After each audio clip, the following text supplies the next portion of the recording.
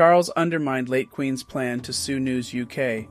Prince Harry tells court, Harry claims his father intervened because he wanted to ensure the Sun supported his and Camilla's future reign.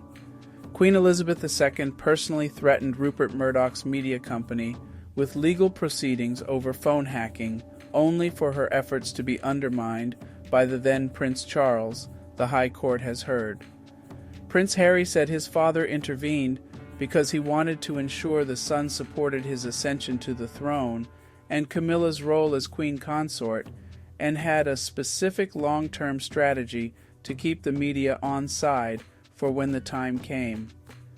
The Duke of Sussex made the claims on Tuesday as part of his ongoing legal action against News Group newspapers. The legal case lays bare Harry's allegations of the deals between senior members of the British royal family and tabloid newspapers. The prince said his father, the king, had personally demanded he stop his legal cases against British newspaper outlets when they were filed in late 2019. The court filings state, I was summoned to Buckingham Palace and specifically told to drop the legal actions because they have an effect on all the family. He added this was a direct request, or rather demand, from my father and senior royal aides. Harry blamed tabloid press intrusion for collapses in his mental health, said journalists had destroyed many of his relationships with girlfriends, and said British tabloid journalists fueled online trolls and drove people to suicide. He said, how much more blood will stain their typing fingers before someone can put a stop to this madness?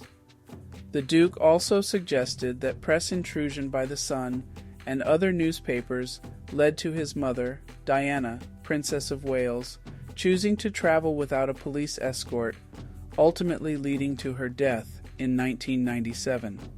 In 2017, Harry decided to seek an apology from Murdoch's News UK for phone hacking, receiving the backing of Queen Elizabeth II and his brother. His submission said, William was very understanding and supportive and agreed that we needed to do it. He therefore suggested that I seek permission from Granny. I spoke to her shortly afterwards and said something along the lines of, are you happy for me to push this forward? Do I have your permission? And she said, yes. Having received the support of Queen Elizabeth II, Harry said he asked the royal family's lawyers to write to the Murdoch executives Rebecca Brooks and Robert Thompson and seek a resolution.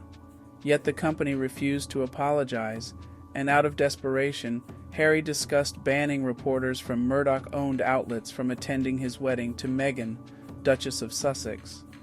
In 2018, Sally Osman, Queen Elizabeth II's communications secretary, wrote an email to Harry explaining that she was willing to threaten legal action in the name of the monarch. The email read, the Queen has given her consent to send a further note by email to Robert Thompson, CEO of News Corporation, and Rebecca Brooks, CEO of News UK. Her Majesty has approved the wording, which essentially says there is increasing frustration at their lack of response and engagement, and while we've tried to settle without involving lawyers, we will need to reconsider our stance unless we receive a viable proposal. However, there was no apology, which Harry ascribes to a secret deal between the royal family and senior Murdoch executives to keep proceedings out of court. As part of the legal proceedings, he alleged that his brother, Prince William, had secretly been paid a huge sum of money by Murdoch's company in 2020 to settle a previously undisclosed phone hacking claim.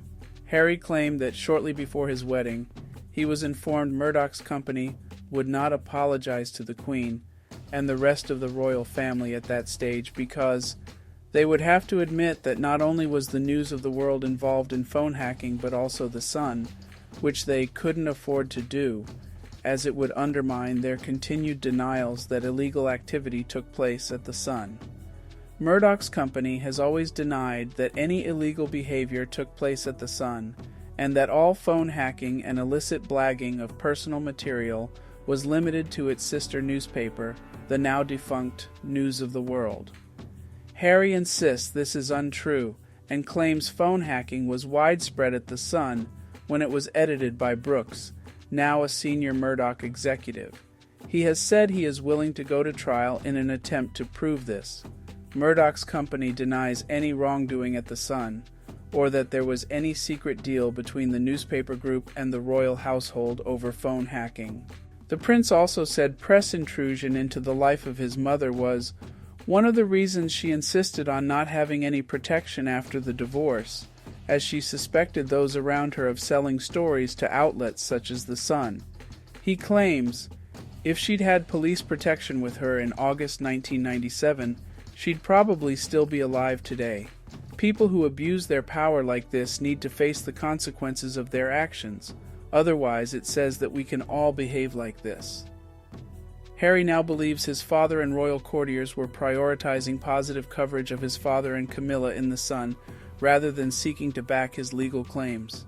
He said, they had a specific long-term strategy to keep the media, including Sun publisher NGN, on side in order to smooth the way for my stepmother and father to be accepted by the British public as Queen Consort and King respectively when the time came. Anything that might upset the apple cart in this regard, including the suggestion of resolution of our phone hacking claims, was to be avoided at all costs. He said all of his girlfriends would find they are not just in a relationship with me, but with the entire tabloid press as a third party, leading to bouts of depression and paranoia. He claimed the press was pushing him in the hope of a total and very public breakdown.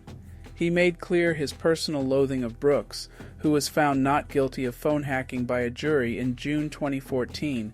He said, having met her once with my father when she was hosting the Sun Military Awards at the Imperial War Museum in London, and having seen her essentially masquerading as someone that she wasn't by using the military community to try and cover up all the appalling things that she and her newspapers had done, I felt this surprise at her acquittal even more personally, especially as I had been duped into thinking that she was okay at our meeting.